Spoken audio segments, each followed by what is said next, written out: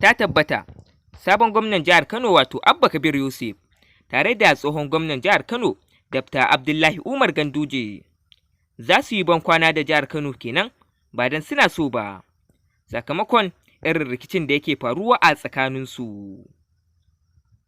A yanzu haka, hukumar DSS tana shirin kama waɗannan mutane. Haka ma kuma, hukumar EFCC ta fara neman sabon gwamnan jihar Kano wato Abba Kabir Yusuf da Dr. Abdullahi Umar Ganduje ruwa a jallo akan rikicin da suke yi a jihar Kano. Masu sauraronmu sai ku gyara zama ku kuma biyo mu zuwa ƙarshen wannan shirin domin jin cikakkun rahotannin. Kada ka manta, idan wannan ya kasance shine zuwanka na farko wannan channel ɗin, da ka haƙuri ka danna subscribe kana ka danna alamar ƙararrawa domin samun sabbin shirye-shiryen namu da zarar mun ɗora.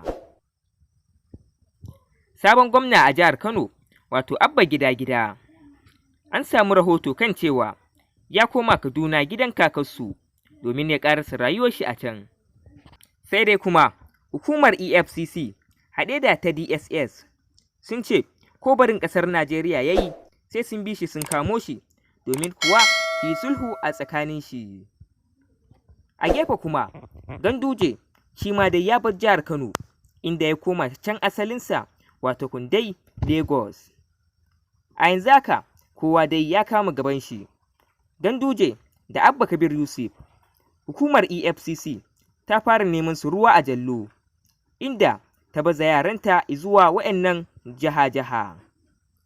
Turƙa shi, an kama Abba Kabir Yusuf, a gefe kuma an kamo Ganduje.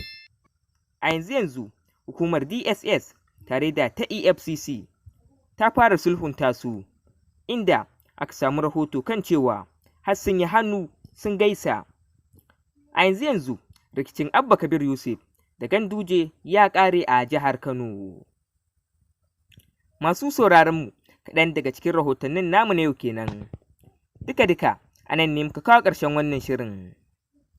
Kada ka manta, idan wannan ya kasance shine zuwanka na farko wannan channel ɗin, da ka haƙuri ka danna subscribe kana ka danna alamar ƙararrawa domin samun sabbin shirye-shiryen namu da zarar mun ɗora. Mun gode sosai da sosai. Zamani TV 24 New, tashar al'umma.